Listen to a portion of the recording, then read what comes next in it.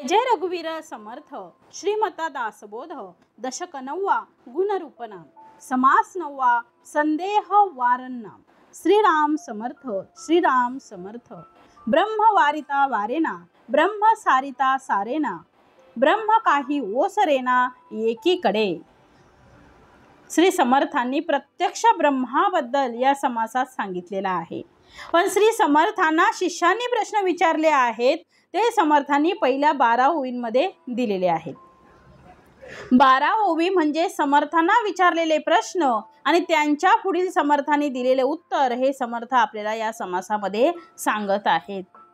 समर्थ म्हणतात आहे ब्रह्म वारिता वारेना ब्रह्म सारिता सरेना ब्रह्म काही ओसरेना एकीकडे। ब्रह्म कसं आहे हो तर समर्थांना शिष्याने प्रश्न विचारला आहे की ब्रह्म असा आहे की त्याचे निवारण केले जात नाही, त्याला बाजूला सारता येत नाही। ब्रह्म हे ओसरत नाही, ते जसं आहे तसं ते कायम राहते। म्हणून ब्रह्म भेदिता भेदेना, ब्रह्माला जर आम्हाला भेदून जायचं आहे तर भेदून जाता येत नाही। ब्रह्म भेदिता भेदेना ब्रह्म छेदिता छेदेना ब्रह्म परते होयना केले तरी। ब्रह्म छेदता येत नाही अर्थात ते तोडता येत नाही, ब्रह्म भेदता येत नाही, ब्रह्म सारता येत नाही, ब्रह्म वारता येत नाही आणि ब्रह्म एक असं आहे अखंड आहे। आणि शिष्यांचाच प्रश्न आहे, समर्थांनी या ओवीमध्ये दिलेला आहे की ब्रह्म खंडेना अखंड ब्रह्मी नाही दुसरे बंड तरी कैसे हे ब्रह्मांड सिरकलेमध्ये। म्हणजे हे ब्रह्मामध्ये कसं काय सरकलं आहे, यांनी कसा काय प्रवेश केला जर ब्रह्म खंडत नाही आणि ब्रह्म ही दुसरी वस्तू नाही, ब्रह्म नाही दुसरे बंड म्हणजे ब्रह्माचं वर्णन करताना ते एकटं आहे। या जगामध्ये कुठलीच गोष्ट एकटी नाही। काय काय या ब्रह्मांडामध्ये आहे। आम्ही आमच्या सूर्यमालिकेचा विचार केला, त्या ग्रहावर आम्ही राहतो जिचं नाव आहे पृथ्वी, तिचा जरी विचार केला तरी त्यामध्ये काय दिसते आहे हो तर समर्थांनी पुढे दिले आहे पर्वत पाषाण शिळा शिखरे। ब्रह्मांडामध्ये काय काय आहे, पर्वत पाषाण शिळा शिखरे नाना स्थळे स्थळांतरे भूगोळ रचना कोण्या प्रकारे झाली परब्रह्मी। मग आताच आम्ही विचार केला की ब्रह्मामध्ये जाता येत नाही, ब्रह्मातून बाहेर पडता येत नाही। समर्थ म्हणतात ब्रह्मामध्ये जाता येत नाही, त्याच्यातून बाहेर पडता येत नाही, ब्रह्म छेदता येत नाही, ब्रह्म सारता येत नाही आणि ब्रह्म वारताही येत नाही। ते ब्रह्म आहे तसं अखंड अभंग आहे। मग असं असताना सुद्धा शिष्याचा प्रश्न आहे की महाराज मला सांगा की या ब्रह्मांडामध्ये कोणकोणत्या गोष्टी दिसत आहेत। तर समर्थांनी ते दिलं आहे पर्वत पाषाण शिळा शिखरे। निसर्गाकडे पहा, आम्हाला काय काय दिसते, अशा प्रकारची भूगोळ रचना कोण्या प्रकारे या ब्रह्मांडामध्ये झालेली आहे आणि ही सगळी कुठे आहे तर झाली परब्रह्मी। ब्रह्मी म्हणजे ब्रह्मामध्ये ती निर्माण झालेली आहे। म्हणून पुढे समर्थ सांगतात आहे ब्रह्म आणि ब्रह्मांड या दोघांचीही लक्षणं एकमेकांपेक्षा अगदी भिन्न आहेत। समर्थ म्हणतात ब्रह्मांड हे स्थूळ आहे आणि जी स्थूळ वस्तू आहे ती स्थूळ वस्तू एका ठिकाणाहून दुसऱ्या ठिकाणी जाऊ शकते, पण ब्रह्म हे अत्यंत सूक्ष्म आहे। ब्रह्मांडाच्या निर्मितीसाठी पंचमहाभूतांची गरज आहे, ज्यामध्ये पंचमहाभूत म्हणजे पृथ्वी आप तेज वायू आणि आकाश या 5 गोष्टी आहेत। त्या 5 गोष्टी पंचमहाभूत या ब्रह्मामध्ये आहे आणि या ब्रह्मांडामध्ये आहे। त्यामुळे ब्रह्मांडामध्ये असल्यामुळे त्या गोष्टी ब्रह्मामध्ये सापडायच्या नाही। ब्रह्मांड हे माईक आहे, मिथ्या आहे, म्हणून ते नाशवंतही आहे। जे अविनाशी आहे ते ब्रह्म आहे आणि विनाशी ब्रह्मांड आहे हो। कल्पांती ब्रह्मांड सुद्धा नसेल, पण ब्रह्म मात्र हे कसं आहे अनंत आहे। तर ब्रह्मांड हे शांत आहे, त्याचं मोजमाप करता येतं। ब्रह्मांड हे शांत आहे, त्याचे मोजमाप करता येतं, सीमित याची अवस्था आहे ब्रह्मांडाची। ते भ्रमात्मक आहे, ब्रह्मांड परिवर्तनशील आहे। जसं उन्हाळा पावसाळा हिवाळा जसे ठरलेल्या वेळेतच येतात, ते ऋतुचक्र बरोबर फिरते आहे, तसंच झाडाला पालवी येते आहे, ते पान मोठे होते आहे, काही वेळ टिकते आहे, सुकते आहे आणि पिवळं पडते आहे. मग काय, पिवळं पडल्यानंतर गळून पडते आणि गळून पडल्यानंतर दुसरं पान पुन्हा निर्माण होते. म्हणून समर्थ पुढे म्हणतात आहे की याचा अर्थ परिवर्तन हा सृष्टीचा नियम आहे. म्हणून या नियमानुसार या ब्रह्मांडात बदल होत राहतो, पण ब्रह्मामध्ये कुठलाही बदल होत नाही, ते आहे तसंच आहे. म्हणून या भूमीला मर्त्यभूमी म्हटलेलं आहे, तिला क्षणभंगूर म्हटलेलं आहे, तिला नाशिवंत म्हटलेलं आहे. म्हणून ही जी सृष्टी आहे ती अशा प्रकारे क्षणभंगूर आहे, एका क्षणात राहणार आहे, दुसऱ्या क्षणात एका क्षणात राहणार आणि दुसऱ्या क्षणात ती राहणार नाही, तिचा नाश होणार आहे. याच्या उलट आम्ही काय पाहू तर ब्रह्म हे अत्यंत सूक्ष्म आहे, ते डोळ्यांनी दिसत नाही. जसं अणु परमाणु जर डोळ्यांनी दिसत नाही तर ब्रह्म कसं डोळ्यांनी दिसेल हो? कोरोनासारखा जंतू जर आपल्या डोळ्यांनी दिसत नसेल, कोरोना झाला पण कोरोना दिसला नाही, दिसला का हो? याच्यामध्ये आहे त्याच्यामध्ये आहे, नाही, डोळ्यांनी दिसला नाही, परंतु कोरोना झाला असं म्हटलं, तसं ते एकमेव ते आहे, दिसत नाही म्हणून नाही, ते डोळ्यांनी दिसत नाही, ते सत्य आहे, शाश्वत आहे, अनंत आहे, असीम आहे आणि इतकंच नाही तर ते वास्तविक आहे आणि अपरिवर्तनशील आहे. कोण? तर ब्रह्म.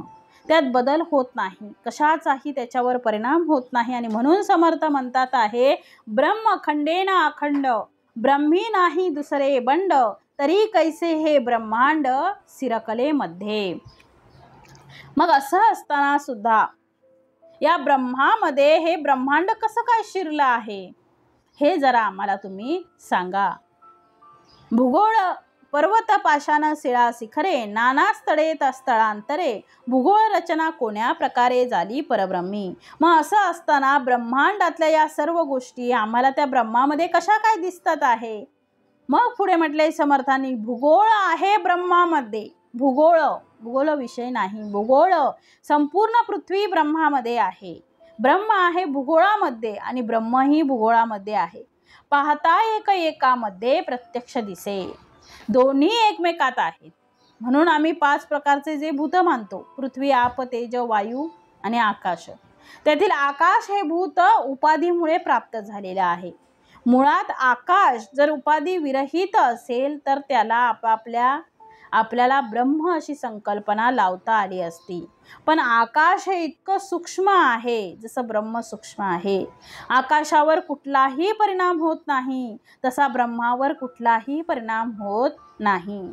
वस्तू उचलून बाजूला ठेवता येते, आकाश उचलून दुसरीकडे ठेवता येत नाही. पृथ्वीमध्ये आकाश आहे आणि पृथ्वीच्या आजूबाजूलाही आकाश आहे. भूगोळ आहे पृथ्वीचा गोळ, भूगोळ आहे ब्रह्मामध्ये, त्या आकाशामध्ये ब्रह्म आहे आणि ती पृथ्वी सुद्धा त्या आकाशात आहे. आणि आम्ही पृथ्वीच्या बाहेर जर गेलो तर पृथ्वी ही अधांतरी लटकलेली दिसते आहे. वैज्ञानिकांनी दुरून पृथ्वीचे फोटो घेतले तेव्हा ती कशाच्याही आधारावर नाही आहे. याचा अर्थ या पोकळीमध्ये ही पृथ्वी गोल म्हणून इथे आलेली आहे, पण त्या पृथ्वीच्या मध्ये सुद्धा काय आहे तर आकाश आहे. पृथ्वीमध्ये आकाश आहे आणि आकाशामध्ये पृथ्वी आहे. मग भूगोळ पैस केला, समर्थ पुढे म्हणतायत, ब्रह्मी भूगोळे पैस केला. ब्रह्मामध्ये भूगोळाने प्रवेश केल्याबरोबर त्याने स्वतःचा पैस म्हणजे जागा निर्माण केली आणि भूगोळही ब्रह्मी भेदिला आणि भूगोळही ब्रह्मे भेदिला. मग समर्थ म्हणतात आहे, त्याने स्वतःचा पैस म्हणजे जागा निर्माण केली आणि भूगोळही ब्रह्मे भेदिला आणि या भूगोळाने ब्रह्माला छेदलं म्हणजे बाजूला सारलं. विचार पाहता प्रत्ययाला प्रत्यक्ष आता, म्हणजे उदाहरणार्थ जर एखाद्या भांड्यामध्ये काठोकाठ भरून पाणी ठेवलेलं असेल तर त्या काठोकाठ ठेवलेल्या पाण्यामध्ये एखादी वस्तू जर आपण टाकली, समजा नाणं टाकलं किंवा अजून एखादी वस्तू टाकली तर काय होईल तर त्या वस्तूच्या आकारमाना इतकं पाणी त्या भांड्याच्या बाहेर जाईल. मग अशी पृथ्वी जर त्याच्यामध्ये आलेली आहे म्हणजे ब्रह्मामध्ये जर आलेली आहे तर ते ब्रह्म असं काही ओसंडून वाहिलं का हो? ब्रह्म काही असं बाजूला सारलं का? ते भेदलं गेलं का? ते म्हणे नाही, ते आहे तसंच आहे. त्याच्यामध्ये कितीही वस्तू येऊ द्या, त्यामध्ये काहीही बदल होत नाही. म्हणून समर्थ म्हणतात आहे, ब्रह्मे ब्रह्मांड भेदिले, हे तो पाहता नीटची झाले. तरी ब्रह्मास ब्रह्मांडे भेदिले, हे विपरीत दिसे. भेदिले नाही म्हणावे, तरी ब्रह्मी ब्रह्मांड स्वभावे, हे सकळांस अनुभवे दिसत आहे. मग आता समर्थ म्हणतात आहे, काय दिसते आम्हाला हो? काय दिसतं आहे? तर आकाश दिसतं आहे. ब्रह्माच्या ठिकाणी पृथ्वीने जागा व्यापली आणि पृथ्वीला भेदूनही ब्रह्मच आहे असा प्रत्यक्ष प्रत्ययही विचाराच्या योगी आलेला आहे. आणि ब्रह्म हे अत्यंत सूक्ष्म असल्याने त्याने ब्रह्मांड भेदलं आहे. ही गोष्ट विचार करू पाहता ठीक वाटते, पण ब्रह्माला ब्रह्मांडाने भेदले हे विपरीत आहे. बरं, भेदले नाही म्हणावे, तरी ब्रह्माच्या ठिकाणीच स्वाभाविकरित्या ब्रह्मांड आहे, हे तर सगळ्यांना अनुभवाने कळून येतं आहे. मग समर्थ म्हणतात, काय दिसतं आम्हाला? तर आकाश हे भेदलं गेलं नाही, आकाश हे छेदलं गेलं नाही असं आम्ही म्हणू. पण नाही छेदलं गेलं असं जरी म्हटलं तरीही पृथ्वी मात्र त्या आकाशामध्ये आहे. त्या अवकाशामध्ये तिने प्रवेश केलाच आहे. मग प्रवेश केला असताना आकाशाला कुठल्याही प्रकारची क्षिती या पृथ्वीमुळे निर्माण झालेली नाही. कुठल्याही वस्तूने निर्माण झालेली नाही, ती जशी आहे तशीच आहे. म्हणून ब्रह्मामध्ये कुठल्याही प्रकारचा जरी बदल झाला असला तरी ब्रह्म हे कसं आहे? स्थिर आहे. म्हणून पुढे समर्थ म्हणतात आहे, तरी हे आता कैसे झाले? आता मात्र समर्थ म्हणतात, तरी हे आता कैसे झाले? तरी आता हे कसं झालं आहे ते विचार करून आपण आम्हाला सांगा, असं श्रोत्यांनी आक्षेप घेऊन म्हटलं आहे. तरी हे आता कैसे झाले? विचारून पाहिजे बोलिले, ऐसे श्रोती आक्षेपिले आक्षेप वचन. मग तरी हे आता कैसे झाले? आता मात्र सांगा हे कसं झालं? आम्हाला जे दिसतं आहे त्यापेक्षा वर्णन वेगळं आहे, आणि हे जे दिसतं असं आहे ते का दिसते आहे ते आम्हाला तुम्ही एकदा सांगा. म्हणून पुढच्या ओळीमध्ये समर्थांनी दिलेलं आहे. पुढच्या ओळीत समर्थ म्हणतात आहे, तरी हे आता कैसे झाले? विचारून पाहिजे बोलिले, ऐसे श्रोती आक्षेपिले आक्षेप वचन. मग समर्थ आता म्हणतात आहे, तरी आता हे कसं झालं हे विचारून करून आपण आम्हाला सांगा. आता याचे प्रत्युत्तर सावध ऐका निरोत्तर, येथे पडिले की विचार संदेहाचे. आता या प्रश्नाचं प्रत्युत्तर सावध होऊन ऐका, म्हणजे तुम्ही निशंक व्हाल, पण येथे काही शंका निर्माण होतात. आता तुम्ही शांत व्हा, त्याचं उत्तर मी देतो. कशाचं उत्तर समर्थ देणार आहे ते ऐका. समर्थांनी पुढे म्हटलं आहे, भेदिले नाही म्हणावे, तरी ब्रह्मी ब्रह्मांड स्वभावे. आम्ही त्याला भेदलं नाही असं म्हटलं तरी या अवकाशामध्ये या पृथ्वीने प्रवेश केलाच आहे. नाही म्हणावं तरी प्रवेश केला आहे, आणि केला आहे म्हटलं तरी ते आहे, आणि केला आहे म्हटलं तरी आहे, म्हणजे तसंच आहे. या प्रश्नाचं उत्तर द्या म्हणतात आहे. तर हे सकळांस अनुभवावे.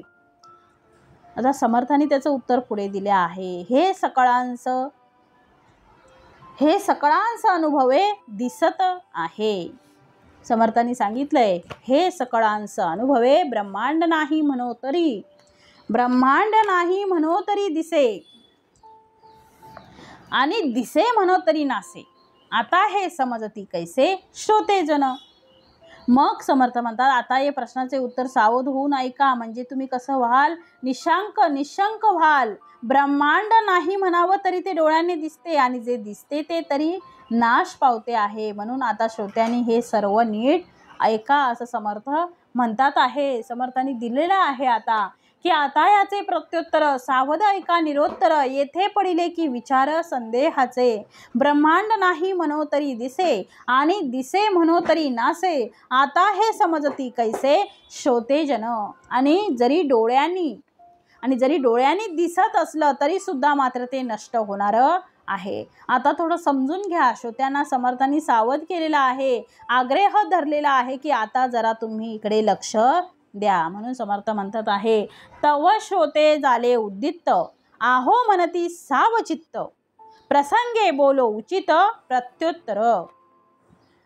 हे ऐकून श्रोते उत्साहित झाले आणि म्हणाले आहेत की आम्ही अगदी लक्ष देऊन ऐकत आहोत. तेव्हा समर्थ म्हणतात आहे की या प्रश्नाचे उचित उत्तर मी आता देतो आहे. ओवी आपल्या आता संपलेल्या आहेत. आता समर्थांचं उत्तर पुढील ओवीपासून ऐका, कारण 12व्या ओवीपर्यंत प्रश्न विचारलेले होते आणि आता त्याची उत्तर समर्थ देणार आहेत.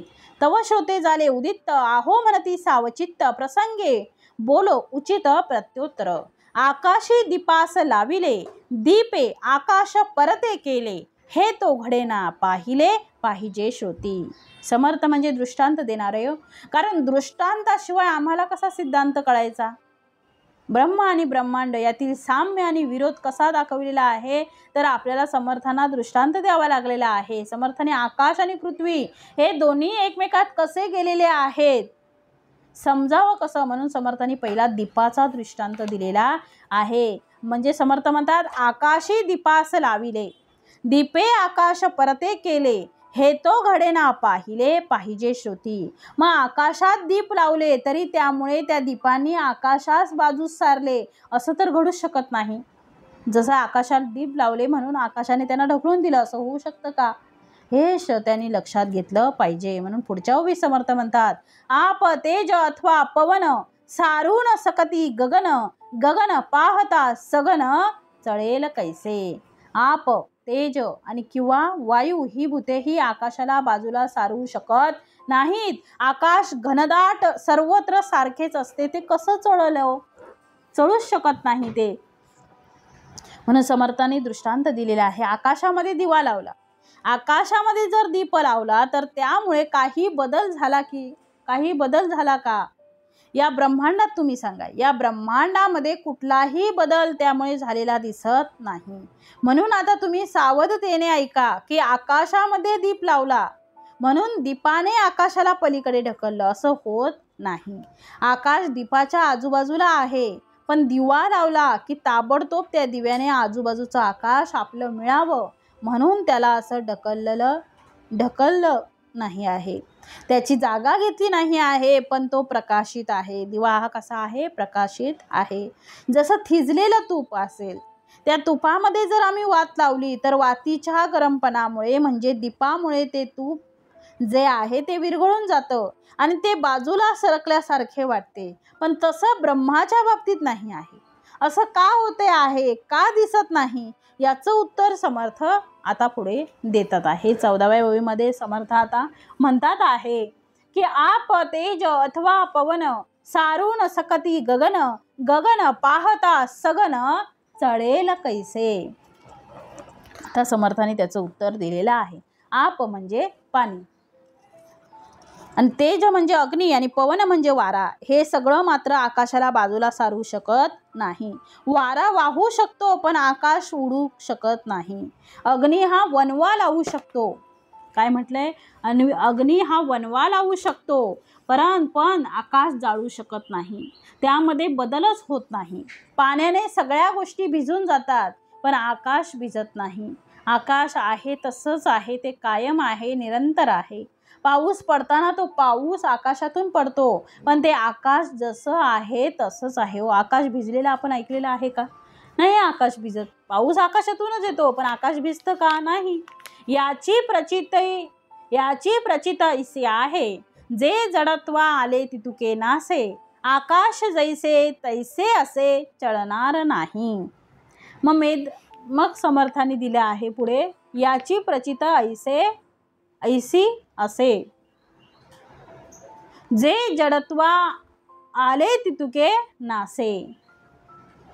समर्थ म्हणतात आप तेज अथवा पवन सारून सकती गगन गगन पाहता सगन चळेल कैसे.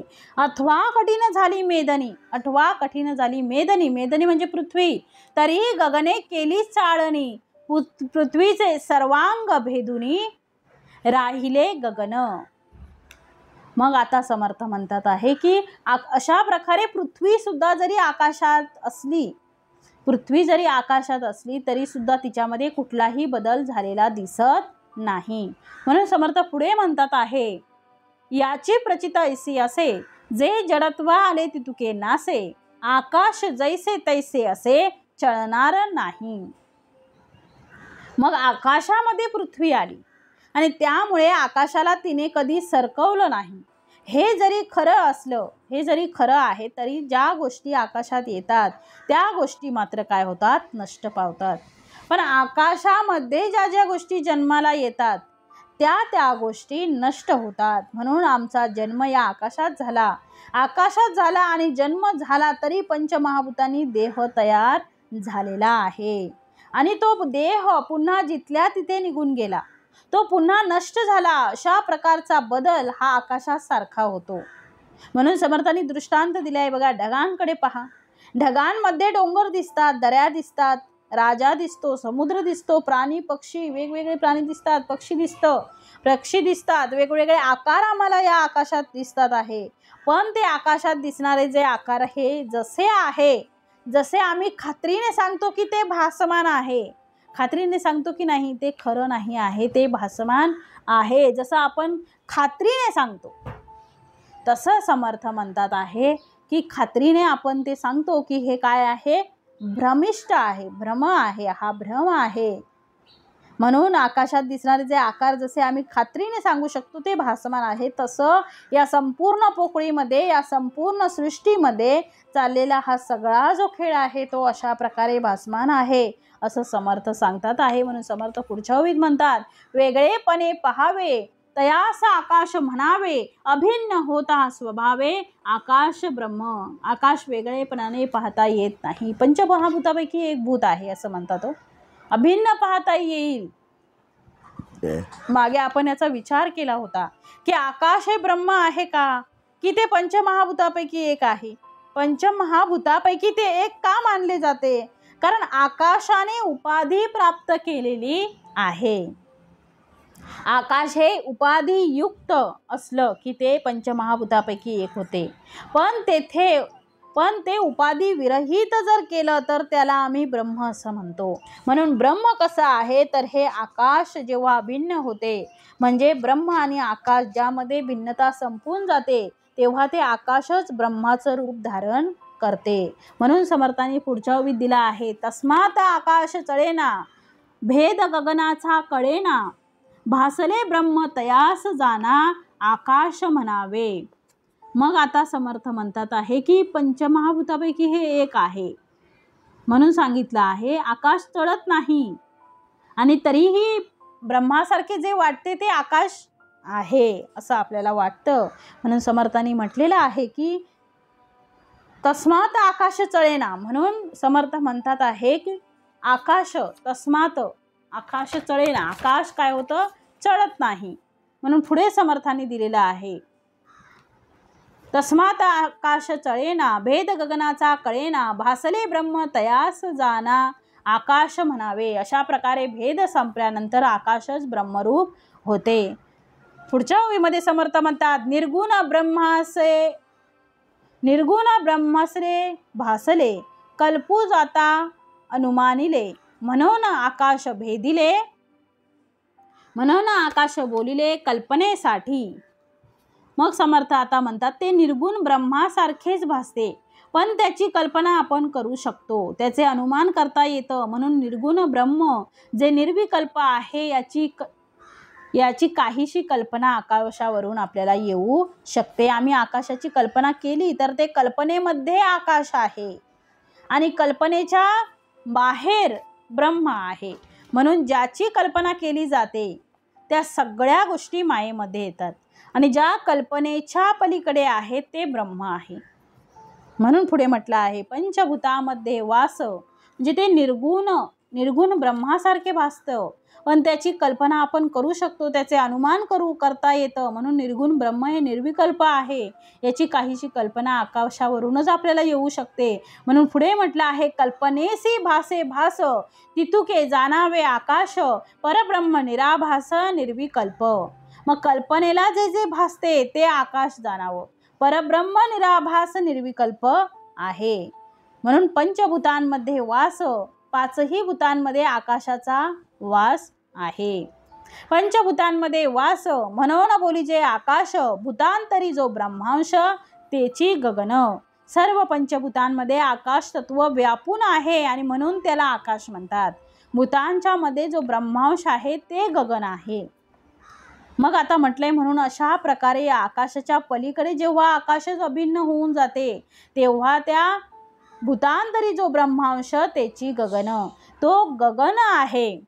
म्हणून पुढे म्हटलं आहे, प्रत्यक्ष होते जाते अचळ कैसे म्हणावे त्याते, म्हणून या गगनाते भेदिले नाही.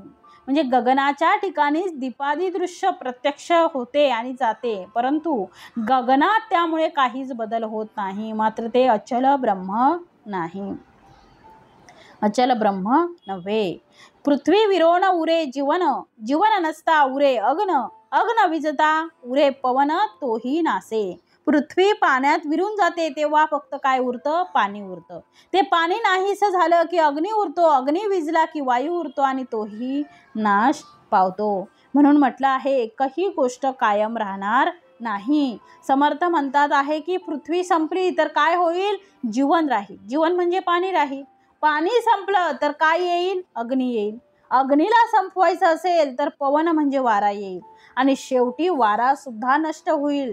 म्हणजे आकाश सोडून चारी भूत नष्ट होणारी आहेत, आकाश मात्र नष्ट होत नाही. म्हणून समर्थ पुढे म्हणतात आहे मिथ्या, आता समर्थाने दिलेलं आहे, प्रत्यक्ष होते जाते अचळ कैसे म्हणावे त्याते, म्हणून या गगनाते भेदिले नाही. पृथ्वी विरोण उरे जीवन, जीवन नसता उरे अग्न, अग्न विजता उरे पवन तोही नासे. मिथ्या आले आणि गेले तेने खरे ते बंगले, ऐसे हे प्रचितीस आले कोणे परी. मग मिथ्या कोणाला म्हणायचं? जे आज आहे आणि उद्या राहणार नाही. मग आले आणि गेले कोण आहेत? तर पंचमहाभूतापैकी 4 भूत आकाश सोडून सगळे आले आणि गेले आहेत. म्हणून पुढे म्हटलेलं आहे, समर्थ म्हणतात जे येतं ते जातं आहे ते मिथ्या असते, त्याने जे खरे आहे ते भंगले असे भासते. पण हा अनुभव काय येतो ते पाहिलं पाहिजे. म्हणून पुढे म्हटलं आहे भ्रमे प्रत्यक्ष दिसते, विचार पाहता काय तेथे, भ्रम मूळ या जगाते खरे कैसे म्हणावे. भ्रम शोधिता काहीच नाही, तेथे भेदिले कोणे काही, भ्रमे भेदिले म्हणता ठाई, भ्रमची मिथ्या. मग आता समर्थ म्हणतात भ्रमे प्रत्यक्ष दिसते. भ्रम काय आहे? भ्रम असताना सुद्धा ते दिसतं. म्हणून या भ्रमाला आम्ही खरं कसं काय म्हणावं? मग आम्हाला भ्रम म्हणजे काय ते सांगा. भ्रमाने तसे दिसतं, विचार करून पाहिला की ते कळतं. भ्रमामुळे भासणाऱ्या या जगाला खरे कसं म्हणावं? म्हणून पुढे दिलाय समर्थाने, भ्रम शोधिता काहीच नाही, तेथे भेदिले कोणे काही, भ्रमे भेदिले म्हणता ठाई, भ्रमची मिथ्या. मग भ्रमाचा शोध घेतला तर तेथे काहीच नाही हे कळून येतं. मग तेथे कोणी कशास भेदले असं म्हणावं? भ्रमाने भेदलं असं म्हणावं तरी तो भ्रमही कसा आहे? मिथ्याच आहे. म्हणून पुढे दिलाय समर्थाने की या ओवींमध्ये समर्थाने भ्रम या शब्दावर भर दिलेला आहे.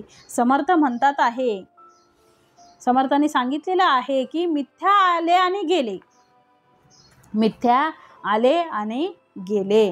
भ्रमशोधिता काहीच नाही, तेथे भेदिले कोणे काही, भ्रमे भेदिले म्हणता ठाई, भ्रमची मिथ्या. भ्रमाचे रूप मिथ्या झाले. भ्रमाचे रूप कसं आहे? मिथ्या झालं.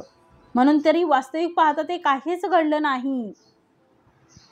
भ्रमाचे रूप मिथ्या झाले, मग सुखे म्हणावे भेदिले, मुळी लटिके त्याने केले तेही तैसे. मग तरी वास्तविक काहीच घडलेलं नाही. म्हणून पुढे म्हटलेलं आहे लटिक्याने उदंड केले तरी आमुचे काय गेले, गेले म्हणताच नाथिले शहाणे जाणती. मग शहाणे लोक जाणतात की त्यांनी असं म्हटलं जाते की वास्तविक काहीच घडलेलं नाही. म्हणून पुढे म्हटलेलं आहे की या ओवींमध्ये समर्थांनी भ्रम या शब्दावर भर दिलेला आहे. मग समर्थ म्हणतात या पृथ्वी कशी आहे? भ्रमरूप आहे. ब्रह्मांड भ्रम आहे, भ्रमाला सत्यता नाही. भ्रम मुळातच असत्य असल्यामुळे, मिथ्या असल्यामुळे आम्ही त्यामध्ये होणारे बदल आम्ही सत्य समजून आमच्या चित्तवृत्तीला चलित करतो. आणि म्हणून आपलं मन शांत करावं. जे आम्हाला दिसते आहे ते केवळ त्या मायेचा प्रभाव आहे आणि म्हणून भ्रमाला ओळखता आलं पाहिजे. ब्रह्माच्या ठिकाणी दृश्य विश्व हे सागरात खसखस तसं समजावं. माणसाची जेवढी बुद्धी असेल तेवढा त्या बुद्धीचा प्रकाश म्हणजे ज्ञान अंतरात वाढते. मग समर्थ म्हणतात जे आम्हाला दिसतं ते केवळ त्या मायेचा प्रभाव आहे आणि म्हणून भ्रमाला ओळखता आलं पाहिजे. एखाद्या भ्रमाने भ्रमित झाल्यानंतर एखादी व्यक्ती ज्याप्रमाणे कृती करते आणि त्या कृतीला वैद्यकीय शास्त्र हा भ्रमिष्ट झाला आहे असं म्हणतात. त्याचं डोकं काम करत नाही. तो काय बडबड करतो त्याला त्याचंच कळत नाही. त्याला काय आठवेल ते सांगता येत नाही. शरीरातले काही घटक असे त्याचे असतात की रक्तातील काहीतरी घटक कमी झाल्यामुळे तो भ्रमिष्ठासारखा बोलू लागतात. त्याचं प्रमाण कमी झालं की भ्रमिष्ठ होते. म्हणून ते प्रमाण कमी होऊ देऊ नको, त्याला सोडियम म्हणतात. ते कमी झालं की भ्रमिष्ठ होतो मनुष्य. डॉक्टर त्याला त्याप्रमाणे औषधं देतात आणि तो पुन्हा व्यवस्थित वागू लागतो. तसा मनुष्य जन्माला आला की त्याचं काय सोडियम कमी झालं की काय कळत नाही, की त्याला जे दिसतं ते सगळं सत्य वाटायला लागते. अध्यात्मशास्त्र असं सांगतं की जे तुम्हाला दिसतं ते सगळं भ्रमरूप आहे. म्हणून भ्रमाला आम्ही सत्य मानू नये आणि भ्रमामध्ये होणारे बदल आम्हाला जरी दिसत असले तरी त्याचा परिणाम आमच्या चित्तवृत्तीवर होऊ देऊ नये. आकाशामध्ये अनेक प्रकारचे आकार बदलतात. नाना प्रकारच्या कल्पना आपण त्याच्यावर करतो आणि त्यामुळे आपल्या मनाला कुठलीही चंचलता निर्माण होत नाही, तर मन शांतच असते. कारण त्याला माहीत असते की हे सगळं काय आहे, मिथ्या आहे, असत्य आहे आणि त्याप्रमाणे या भ्रमसृष्टीमध्ये होणारा बदल तो मुळातच लटका आहे. म्हणून त्या लटक्यामुळे आमचं काहीच गेलं नाही आहे आणि काहीच नुकसान झालेलं नाही आहे. केले म्हणताच नाथिले शहाणे जाणती. म्हणून मग पुढे म्हटलं आहे, म्हणून जे झालेलं आहे ते झालंच नाही असं शहाण्यांच्या लक्षात येतं आणि म्हणून समर्थ म्हणतात त्यासाठी मात्र आपल्या चित्तवृत्तीत मनाची विशालता ही धारण करावी लागते. म्हणून समर्थ पुढे म्हणतात सागरामध्ये खसखस तैसे परब्रह्मी दृश्य. आता समर्थाने उदाहरण दिलेलं आहे, दृष्टांत दिलेला आहे. सागरामध्ये खसखस तैसे परब्रह्मी दृश्य मती सारिका मती प्रकाश अंतरी वाढे. मती करिता विशाळ कवळ लागे अंतराळ पाहता भासे ब्रह्म गोळ कविट जैसे. मग समर्थ म्हणतात सागरामध्ये खसखस परब्रह्म आणि ब्रह्मांड याची तुलना समर्थ येथे करतात आहे. ब्रह्माच्या ठिकाणी दृश्य विश्व हे सागरात खसखस तसं समजावं. माणसाची जेवढी बुद्धी असेल तेवढा त्या बुद्धीचा प्रकाश म्हणजे ज्ञान अंतरात वाढतं. मग समर्थ म्हणतात सागरामध्ये खसखस टाकली किती बारीक आहे ती ओ. मोहरी तरी किती मोठी आहे, त्याच्यापेक्षा खूप बारीक आहे, त्याच्यापेक्षाही बारीक आहे. चिमटीमध्ये उचलल्या तर 100 येतील. सागरामध्ये टाकला, कुठे गेला तो? त्या सागरामध्ये गेल्यानंतर त्या सागरामध्ये असलेल्या खसखसीची जेवढी किंमत आहे तेवढी परब्रह्मामध्ये या दृश्याची किंमत आहे. मग समर्थ म्हणतात आहे की हे जगत ब्रह्मांड हे ब्रह्मामध्ये किती आहे, तर सागरामध्ये खसखस टाकण्या इतपत आहे. ती दिसणार पण नाही कुठे गेलं तर. त्यासाठी काय करावं, तर समर्थ म्हणतात आहे, समर्थांनी पुढच्या ओळीमध्ये दिलेला आहे, मती करिता विशाळ कवळ लागे अंतराळ पाहता भासे ब्रह्म गोळ कविट जैसे. मग मती विशाळ केली की ती गगनाला कवटाळते, मग तिला हा ब्रह्मगोळ कवटा एवढा दिसू लागतो. म्हणून म्हटलं आहे कविट म्हणजे कवटाप्रमाणे. जेव्हा मती विशाल होते, मती प्रगल्भ होते, त्यावेळीस दिसणारं हे संपूर्ण जगत, संपूर्ण ब्रह्मांड हे कवटा एवढं लहान होऊन जातं. आम्ही त्याला जग म्हणतो. ते जग कितीच लहान आहे. परब्रह्माच्या तुलनेमध्ये मती जेव्हा विशाल होते तेव्हाच ते परब्रह्म त्या संपूर्ण ब्रह्मांडाला सामावून घेत आहे आणि ते ब्रह्मांड इतके लहान दिसू लागतं आहे की ज्याप्रमाणे झाडावरचं लावलेलं कविट आहे, जितकं आम्ही उंचावर जाऊ तितकी वस्तू लहान. ते बघा, तुम्ही दुसऱ्या मजल्यावर चढा, जमिनीवर चालणारी दिसणारी वाहनं पहा, 4थ्या मजल्यावरून तेच दृश्य पहा, तीच वाहनं पहा, त्यांची उंची पहा. तुम्ही 10व्या मजल्यावर जाऊन पहा, जमिनीवर चालणारी माणसं, वाहनं हे सगळे पहा.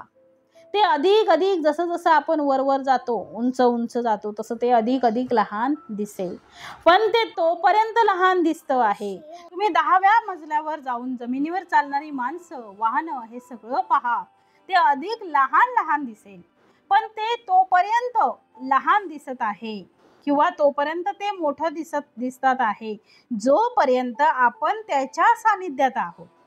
जितकं तुम्ही पृथ्वीकडे याल तितके ते आम्हाला मोठे दिसतात. जितकं तुम्ही पृथ्वीपेक्षा दूर जाल तितकं त्यावरचे घटक आपल्याला लहान लहान दिसतात. म्हणून आम्हाला आमची उंची वाढवली पाहिजे. याचा अर्थ मती वाढवली पाहिजे. उंची वाढवणे म्हणजे शरीराची उंची नाही, तर या जगताचा पसारा हा हळूहळू लहान होत जातो आहे. मन मोठं होत जाते आहे आणि ब्रह्मांड लहान होत जातं आहे. म्हणून ब्रह्मांड मोठे आम्हाला तेव्हा वाटते आहे जेव्हा आपले मन लहान असते. आम्ही आमच्या देहापुरतं मर्यादित आहोत, मी आणि माझा देह.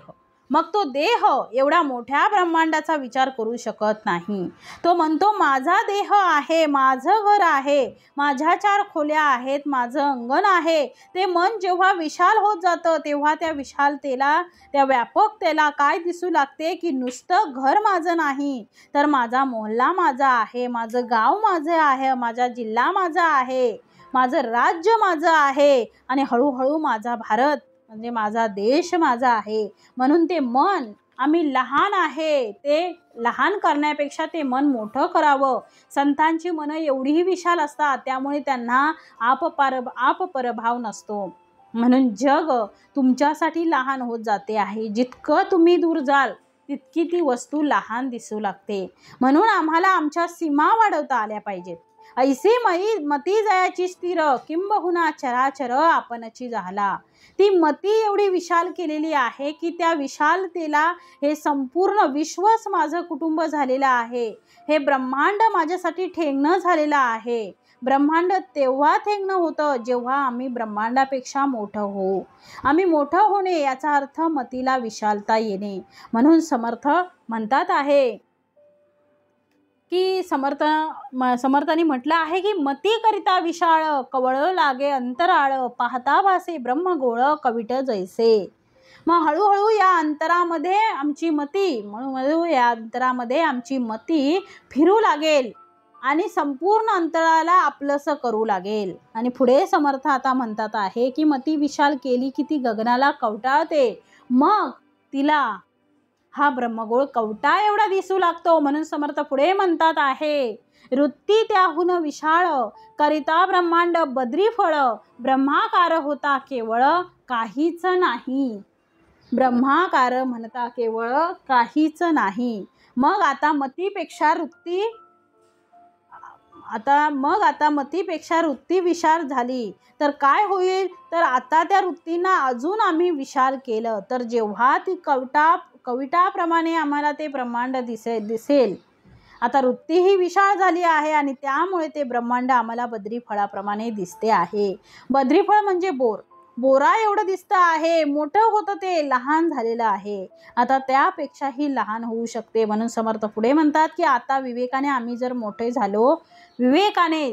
मोठे झालेलो आहोत. आपण विवेकाने विशाल झालो तर स्थला कालाच्या मर्यादा गळून पडल्याने ब्रह्मांड आपल्याला वडाच्या बीप्रमाणे बारीक दिसू लागेल. म्हणून पुढे समर्थ म्हणतात आहे आपण विवेके विशाळला मर्यादे वेगळा झाला मग ब्रह्मगोळ देखिला वटबीज न्याये. काय म्हटलंय, तर आपण विवेकाने विशाल झालो तर स्थल कालाच्या मर्यादा गळून पडतात आणि गळून पडल्याने ब्रह्मांड आपल्याला कसं दिसल, वट बीज न्याये, वडाच्या बीप्रमाणे बारीक दिसू लागेल.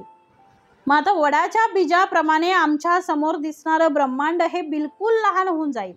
समुद्रामध्ये खसखस टाकली आहे तेवढं परब्रह्मामध्ये ब्रह्मांड हे टाकल्यासारखं वाटेल. म्हणून आम्हाला मोठं करायचंच आम्ही मोठे झालो. आमचं मन मोठं झालं, आम्हाला विशालता प्राप्त झाली की ब्रह्मांड लहान होत जाईल. मग त्याच्यातली आसक्ती कमी होत जाईल आणि म्हणून आम्हाला ब्रह्मांड ठेंगणं करण्यासाठी आम्हाला ब्रह्मरूप व्हावं लागेल. आणि म्हणून पुढे समर्थांनी दिलेलं आहे की होता त्याहून विस्तीर्ण वटबीज कोटी प्रमाण आपण होता परिपूर्ण काहीच नाही. त्याहून आपण विशाल झालो की ब्रह्मांड वटबीजापेक्षाही कोटी पटीने आणखी बारीक दिसू लागते. होता त्याहून विस्तीर्ण वटबीज कोटी प्रमाण. म्हणजे आणखी त्याहून बारीक दिसू लागते. आपण परिपूर्ण ब्रह्म झालो की ब्रह्मांड उरतच नाही. म्हणून म्हटलं आहे की त्याच्यापेक्षा विस्तीर्ण झालेलं आहे, त्याच्यापेक्षा विस्तीर्ण झालेलं आहे. आणि म्हणून समर्थांनी पुढच्या ओळीमध्ये दिलेलं आहे की आपण भ्रमे लहान आळला केवळ देहदारी झाला, तरी मग ब्रह्मांड झाला कवळेल कैसे. म्हणजे आपण भ्रमाने स्वतःला लहान समजतो आणि फक्त देहबुद्धीचे होतो, मग आपल्याला ब्रह्मांड कसं कवताळता येईल. म्हणून आम्ही विशाल झालं पाहिजे. विशाल होत होत गेलो, आम्ही ब्रह्माकार झालो, तर मग आम्हाला ब्रह्मांड या समुद्रातल्या खसखसप्रमाणे वाटेल. आणि म्हणून आम्ही लहान लहान होत गेलो तर या मनाला, समर्थ म्हणतात, तर त्या मनाला, समर्थाने पुढे दिलेला आहे की तर त्या मनाला लहान करता करता ते कसं होईल की आम्ही देहापर्यंत मर्यादित झालो आहे, केवळ देहधारी झाला, तरी मग ब्रह्मांड त्याला कवळेल कैसे. मग ब्रह्मांडाला आम्ही कसं काय आलिंगन द्यायचं, ब्रह्मांड आमच्या कवळेमध्ये कसं येईल, कसं येणार, आमच्या हाताला कसं लागणार आहे ते. म्हणून त्या मनाला विशालता प्राप्त केली पाहिजे. बहिणाबाई चौधरींनी खूप सुंदर गीतं केली होती हो. त्यांच्या मनाची विशालता आणि मतीची व्यापकता एवढी मोठी होती की त्यांची गीतं आजही भजनाप्रमाणे आम्ही आमच्या मुखातून गातो. त्यांचं एक प्रसिद्ध ओवी होत्या, मन वडाय वडाय उभ्या पिकातल ढोर, किती हाकल फिर येत पिकावर. मन केवड जसा खाकसाचा दाना, मन किती लहान करायचो तर त्या खाकसाच्या दाना इतकं मन एवढं ज्यात आभाळ मावेना. आभाळ सुद्धा मावत नाही असं म्हणतायत की आभाळ मावत नाही अशी कुठली गोष्ट आहे तर ब्रह्मच आहे, ज्याच्यात आभाळ मावत नाही. अशी गोष्ट कोणती आहे तर ब्रह्मच आहे. म्हणजे मनाला विशालता प्राप्त करून दिली की ते मन संपून जाईल, मनाचं उन्मन होईल, मन विशाल होईल. आणि म्हणून आमच्या मुक्ताबाई म्हणतात आहे माऊलींना की मन मारून उन्मन करा, पाठी उघडा ज्ञानेश्वरा. मनाला इतकं लहान केलं तरच जगही आम्हाला मोठे वाटू लागेल आणि आम्ही सीमित होऊन जातो. आम्ही विशाळ झालो तर जग आम्हाला हळूहळू लहान वाटते. ते जग लहान करणे याचा अर्थ मी मोठा होणे. पहिले लोक पायी प्रवास करायचे तेव्हा अंतर खूप वाटायचे हो. मग नंतर घोड्याने प्रवास करू लागले, मग जरा जवळ वाटू लागलं. तेच अंतर आता पुढे इतकं साधन आलं की तुम्ही 2 तासामध्ये केवढं तरी मोठं अंतर आपण कापू शकू. मुंबईतून निघाले आणि दिल्लीला पोचायचं आहे तर केवळ 2 तासामध्ये आपण विमानाने पोचू शकतो, पायी जातो म्हटलं तर. म्हणून आम्हाला आमचे साधनं बदलावे लागते, म्हणजे अंतर कमी वाटते. तसं समर्थ म्हणतात आमचं साधन कोणतं आहे तर मन हे आमचं साधन आहे. त्या साधनाच्या माध्यमातून त्या मनाला जर लहान केलं तर आम्हाला जाता येणार नाही लवकर. म्हणून परब्रह्म कळण्यासाठी आम्हाला विशाल व्हावं लागेल. जेव्हा जितक्या मोठ्या व्यक्तीला आम्हाला जाणायचं असेल तेवढी उंची आम्हाला गाठावी लागेल. म्हणून संतांना जाणण्यासाठी संत व्हावे लागते हो. समर्थ म्हणतात संतांना जाणण्यासाठी संत व्हावं लागतं. मग महापुरुषांना जाणण्यासाठी महापुरुष व्हावं लागेल. आपल्यामध्ये महापुरुषत्व आलं पाहिजे. तसं परब्रह्माला जाणण्यासाठी आम्हाला ते परब्रह्म स्वरूप प्राप्त झालं पाहिजे. म्हणून समर्थ पुढे म्हणतात आहे, म्हणून समर्थांनी पुढे दिलेला आहे की जे जे काही साकार दिसे ते ते कल्पांती नासे, स्वरूप ते असतची असे सर्व काळ. मग समर्थ म्हणतात परब्रह्म कसा असावा, परब्रह्म आम्हाला ओळखता यावा, परब्रह्माची आम्हाला जाणीव व्हावी, मी परब्रह्म आहे याची अनुभूती यावी, यासाठी नानाविध प्रयत्न समर्थांनी या समासामध्ये केलेले आहेत. ब्रह्माचं आपल्याला सगळ्यांना उत्तमरित्या आपल्याला वर्णन स्पष्टीकरण इथे समर्थांनी दिलेलं आहे. मग समर्थांनी पुढे म्हटलेलं आहे, वृत्ती ऐसी वाढवावी पसरून नाहीच करावी, पूर्ण ब्रह्मास पुरवावी चहूकडे. मग आता समर्थ म्हणतात आहे की जे जे काही साकार दिसे, जे जे साकार दिसत, जे जे याचा अर्थ सर्व जे आमच्या डोळ्यांना दिसतं ते सर्व ज्याला आकार प्राप्त झालेला आहे. आकार कशाला प्राप्त आहे, जगात तुम्ही नजर टाका, ज्या आपल्या डोळ्यांना दिसणाऱ्या कुठल्याही वस्तू असतील किंवा कुठल्याही प्रकारच्या व्यक्ती असतील, कुठल्याही प्रकारचे जीवजंतू असतील. म्हणून म्हटलंय पृथ्वीमध्ये जितकी शरीरे तितकी भगवंताची घरे, जितकी शरीरे तितकी भगवंताची घरे असं समर्थांनी म्हटलेलं आहे. मग समर्थ म्हणतात प्रत्येकाचा रंग वेगळा, रूप वेगळा, प्रत्येकाचं वेगवेगळं आहे, प्रत्येकाचा भेद कसा आहे, वेगळा आहे. मग समर्थ म्हणतात आहे की म्हणून आम्ही त्या आकारात अडकू नये, त्या आकारातून बाहेर पडलं पाहिजे. आकार नष्ट होणारा आहे आणि माणसं सगळे आकारामध्ये आता अडकलेले आहेत. म्हणून वृत्ती ऐसी वाढवावी, पसरून नाहीच करावी, पुरमन्नास पुरवावी चहूकडे. म्हणून समर्थ म्हणतात आहे की स्वरूप आहे भगवंताचं, जे रूप आहे भगवंताचं, जे निजरूप आहे ते जसं आहे तसं ते कायम राहणार आहे. ते असतची असे सर्व आहे, ते आजही आहे, उद्याही राहणार आणि कालही होतं. ते असतं असतची असे, ते कायम राहणार आहे. त्यामध्ये आपण रममान व्हा. आकारामध्ये आम्ही आपलं मन रमवतो, पण भगवंत निराकार आहे. म्हणून निराकार ते परब्रह्म आहे आणि आकार हे मायेचं स्वरूप आहे, ते मिथ्या आहे, ते नष्ट होणारं आहे. जसा माठ तयार केलेला आहे, तो माठ तयार करणारी जरी भगवंत जरी माठ तयार करायला असला तरी तो तयार केलेला आहे. तो तयार करणारा जरी भगवंत असला तरी तो तयार केलेला आहे. तो माठ फुटणारच आहे हो.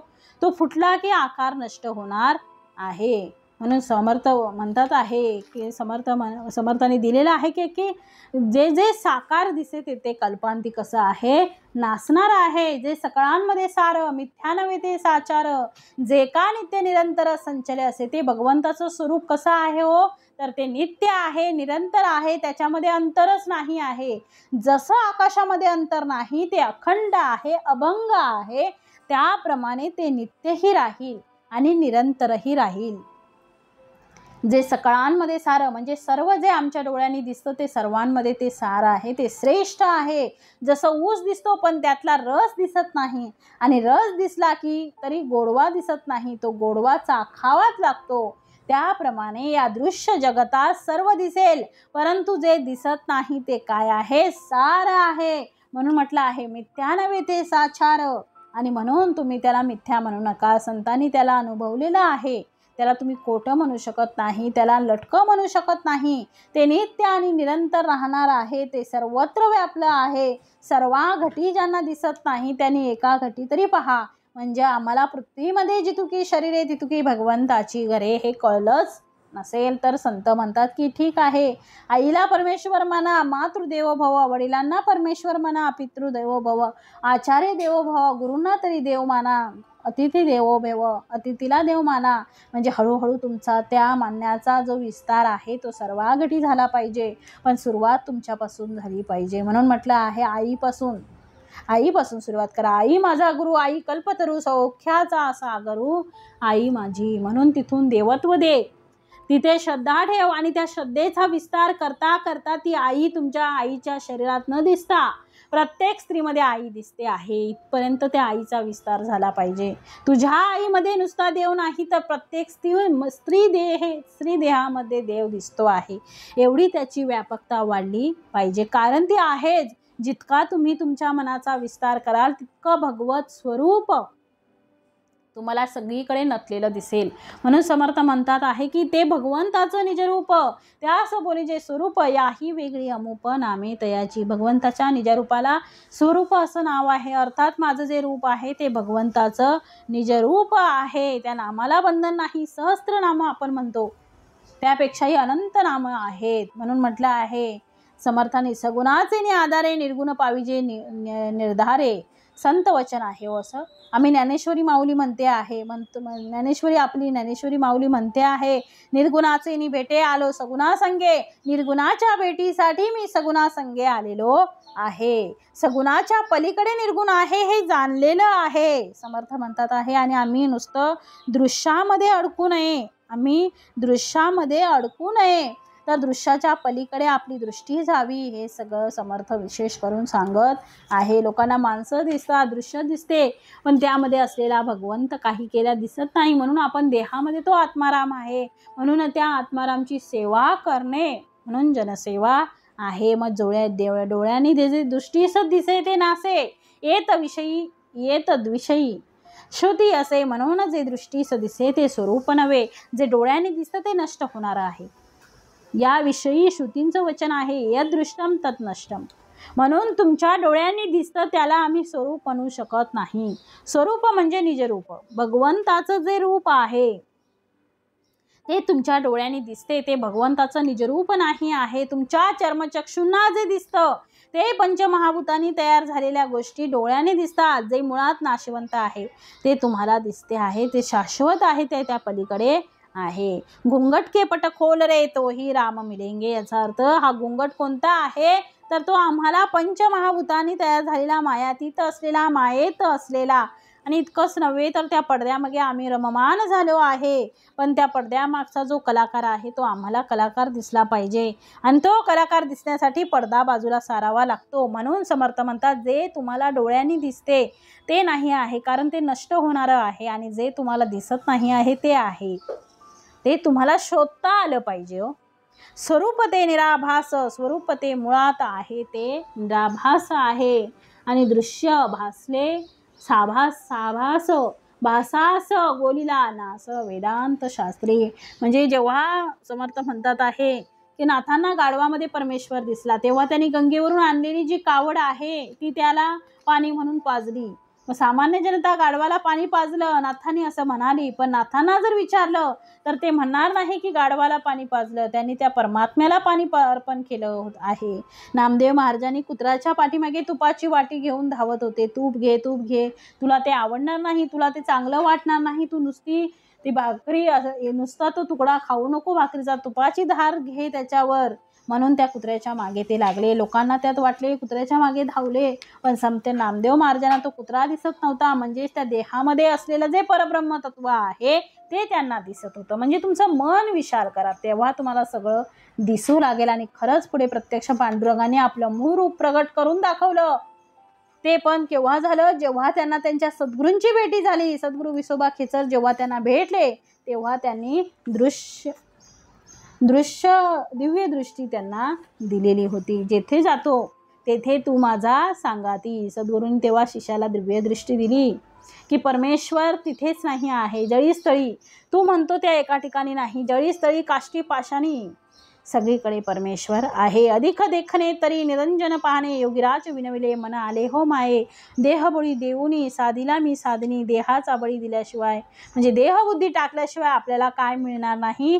तेने समाधान मग जोडले हो माये. समाधान प्राप्त होणार नाही. म्हणून समर्थ म्हणतात आहे, जसं समर्थाने आता म्हटलं, उदकामध्ये परी भिजेना, पृथ्वीमध्ये परी जिजेना, वन्नीमध्ये परी सिजेना, स्वरूप देवाचे. या सगळ्यांमध्ये ते अडकलं का नाही. पाणी आहे म्हणून भिजलं का, पाऊस पडला पण आकाश भिजलं नाही, जमीन भिजली परंतु आकाश भिजलं नाही. त्याच्या स्वरूपाची खून सांगो किती ओळखानं, अहंतेचे निरूपण सावध ऐका. कैची माता कैची पिता, कैचा बहीण कैचा भ्राता. म्हणजे समर्थ म्हणतात कल्पना आकळी हेत वस्तू कल्पनातीत, म्हणून नाकळे अंत अनंताचा. अनंताचा म्हणजे परब्रह्माचा. आम्हाला हा अंत लागत नाही का, त्याचा शोध लागत नाही. याचं उत्तर आहे ब्रह्म हे कल्पनातीत आहे.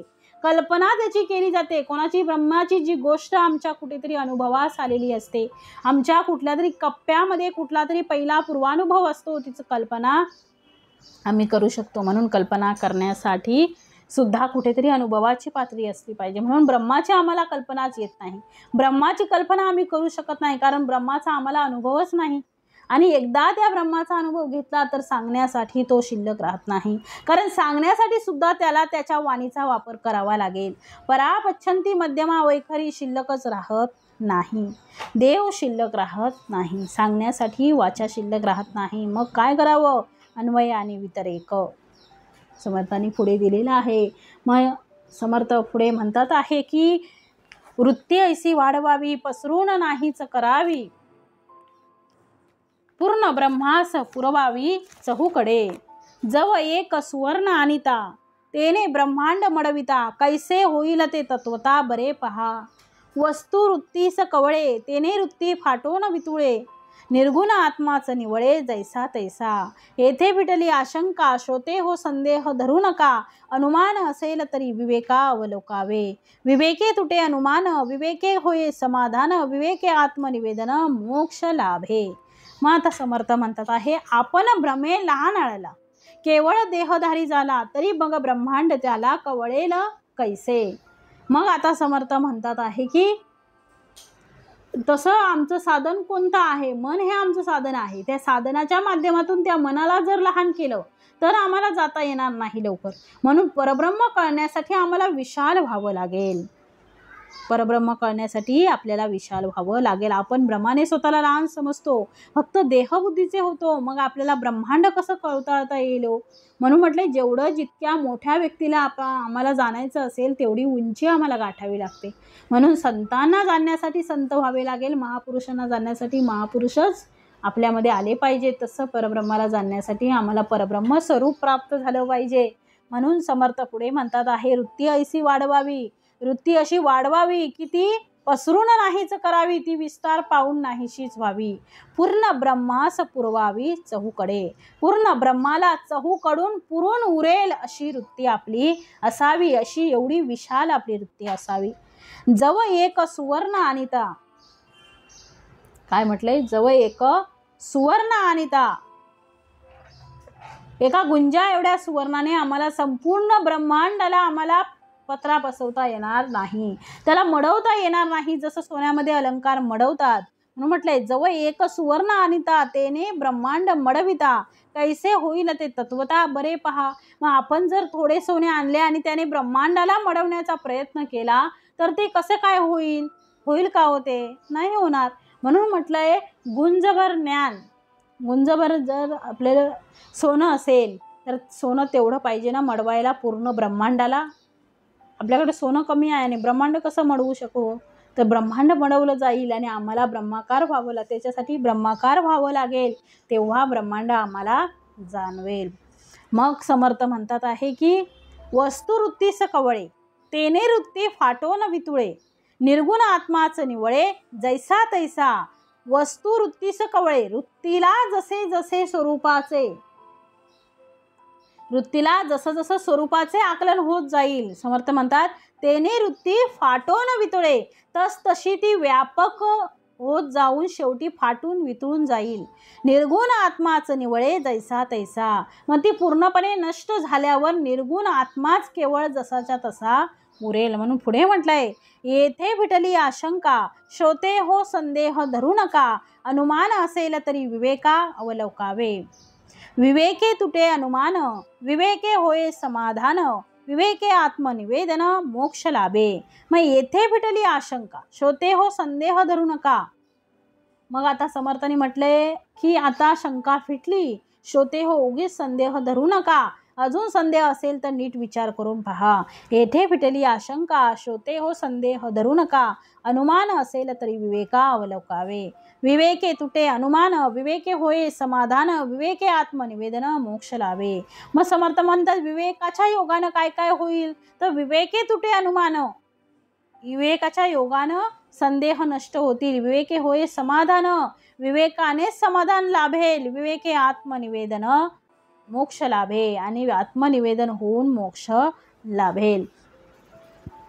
मग पुढे समर्थानी पुढच्या वेळी समर्थाने दिलेलं आहे केली विवेके तुटे अनुमान, विवेके होय समाधान, विवेके आत्मनिवेदन मोक्ष लाभे. केली मोक्षाची उपेक्षा, विवेके सारिले पूर्व पक्षा, सिद्धांत आत्मा प्रत्यक्षा प्रमाण न लगे. हे प्रचितीची उत्तरे कळती सारासार विचारे, मनन ध्यासे साक्षात्कारे पावन होविजे. मग केली मोक्षाची उपेक्षा, मोक्षाची उपेक्षा केली. विवेके सारिले पूर्व पक्षा, विवेकाला सारलं. सिद्धांत आत्मा प्रत्यक्षा प्रमाण लगे. हे प्रचितीची उत्तर, ही सगळी प्रचितीची उत्तर समर्थाने दिलेली आहे. कळती सारासार विचारे, तुम्हाला सारासार विचार करून कळवू लागतील. मनन ध्यासे साक्षात्कारे, ज्यावेळी मनन ध्यास होईल त्यावेळी त्याचा साक्षात्कार पावन होविजे. मग समर्थ आता म्हणतात आहे की समर्थाने आता समर्थाने शेवटी सांगितलेलं आहे की संदेह करू नका, निसंदेह व्हा, सगळ्या शंका निरसन होईल. आम्हाला मोठं होता आलं पाहिजे. आम्ही ब्रह्माचे अंश आहोत. सूर्याला आणि सूर्यकिरणाला जसा भेद नाही त्याप्रमाणे आम्ही त्या ब्रह्माचे अंश असल्यामुळे आमच्यातही भेद नाही. आमचा जीव परब्रह्म आहे. आम्हाला एवढी विशालता आहे. आम्ही का स्वतःला सीमित करून घेतलंय देहामध्ये? हे जे अज्ञान आहे ते दूर करावं, आणि ते दूर करण्यासाठी सारासार विचार करावा असं समर्थ म्हणतात आहे. म्हणून समर्थाने इथे दिलेलं आहे केली मोक्षाची उपेक्षा विवेके सारिले पूर्वपक्षा म्हणून समर्थांनी इथे सांगितलेलं आहे की परब्रह्मी दृश्य म्हणजे सागरामध्ये जशी खसखस पडावे तसं परब्रह्मी दृश्य आहे. मतीसारखा अमृती प्रकाश अंतरी वाढे म्हणून मतीकरिता विशाळ, जर मती विशाळ केली तरच कवळू लागे अंतराळ, तरच अंतराळ कवळता म्हणजे आलिंगन घेता येईल. पाहता वासे ब्रह्मगोळ कविट जैसे वृत्ती त्याहुनी विशाळ, करिता ब्रह्मांड बद्री फळ, ब्रह्माकार होता केवळ काहीच नाही. म्हणून समर्थ म्हणतात आहे आपण विवेकाने विशाळता घेतली पाहिजे. मर्यादा वेगळा झाला मग ब्रह्मगोळ देखिला वटबीज न्याये, म्हणजे वडाच्या बीप्रमाणे ते आपल्याला वाटू लागेल. म्हणजे जसं आपलं मन हळूहळू आपण मोठं करू तसं आपल्याला सगळं आपल्यासारखं आपल्यामध्ये वाटू लागेल, आपलं वाटू लागेल. म्हणून वेगळेपण पाहावे तयासा आकाश म्हणावे, अभिन्न होता स्वभावे आकाश ब्रह्म. तस्मात आकाश चळेना भेद गगनाचा कळेना, भासले ब्रह्म तयास जाना आकाश म्हणावे. म्हणून निर्गुण ब्रह्मसे भासले कल्पू जाता अनुमानले, म्हणून आकाश बोलले कल्पनेसाठी. मग यासाठी आपल्याला आकाशाचं उदाहरण दिलेलं होतं समर्थाने. आणि समर्थ म्हणतात आहे आता विवेके सारिले पूर्वपक्षा, सिद्धांत आत्मप्रत्यक्षा प्रमाण न लगे. हे प्रचितीची उत्तरे कळती सारासार विचारे, मनन ध्यासे साक्षात्कार पावन होविजे. म्हणजे आता समर्थांनी 1 ते 12 पर्यंत समर्थांना शिष्याने विचारलेले प्रश्न होते आणि 12 पुढील ज्या 40 ओवी समर्थांनी दिलेल्या आहे 41 ओवी, त्यामध्ये 12च्या पुढच्या ओवींमध्ये समर्थांनी त्यांची उत्तरं दिलेली होती. आणि समर्थांनी आता शेवटच्या ओवीमध्ये म्हटलं आहे ही प्रचितीची उत्तरे ही सगळी दिलेली आहेत, ती प्रचितीची उत्तरं आहेत, प्रचितीने आलेली आहेत. कळती सारासार विचारे, सारासार विचार केल्याने म्हणजे आमचा जीव परब्रह्म आहे, आम्हाला एवढी विशालता आहे, आम्ही का स्वतःला म्हणजे एका विशिष्ट याच्यापर्यंत नेऊन ठेवलेला आहे, मर्यादेपर्यंत ठेवलेला आहे, तर आपल्याला सीमित करून घेतलंय आपण देहामध्ये. हा देह माझा आहे, हे मी आहे, हे मी केलं आहे, जे अज्ञान आहे ते दूर करावं. आणि समर्थ म्हणतात आहे ते दूर करण्यासाठी सारासार विचार करावा असं समर्थ म्हणतायत. म्हणून म्हटलंय हे प्रचितीची उत्तरे कळती सारासार विचारे, मनन ध्यासे साक्षात्कार पावन होविजे. इति श्रीदास बोधे गुरुशिष्य संवादे संदेह वारणाम समास 9. जय जय रघुवीर समर्थ.